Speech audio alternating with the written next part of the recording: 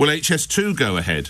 One cabinet minister has been speaking, saying he thinks it probably will. Stephen Barclay on the BBC. Gut feeling, yes or no?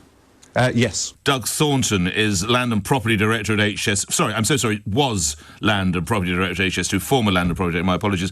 Doug Thornton joins me now. I'm sorry to be so crude at first thing in the morning, but just chime with your gut, Mr. Thornton. Good morning. It's an interesting one, Nick, isn't it? I mean, we've seen such a journey on the numbers here from not much more than a year ago.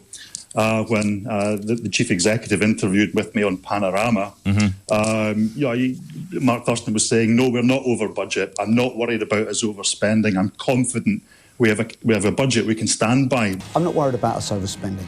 I'm confident we've got a budget that we can stand by. That budget has gone from 55.7 billion then to 80 to 88 billion in the chairman's stock take in the summer, to somewhere around and about 120 billion pounds in today's numbers.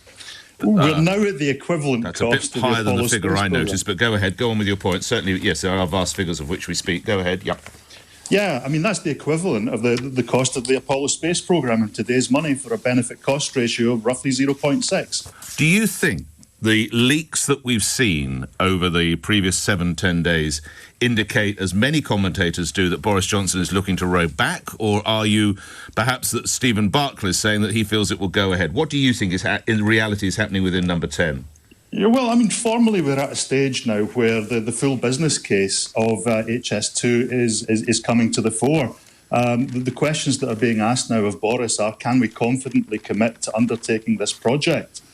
I would think, based on what the Independent Projects Authority are saying in last week's National Audit Office report, successful delivery of the HS2 programme appears to be unachievable. That's a red rating. It doesn't get any worse. I would therefore say that based on these metrics, absolutely not.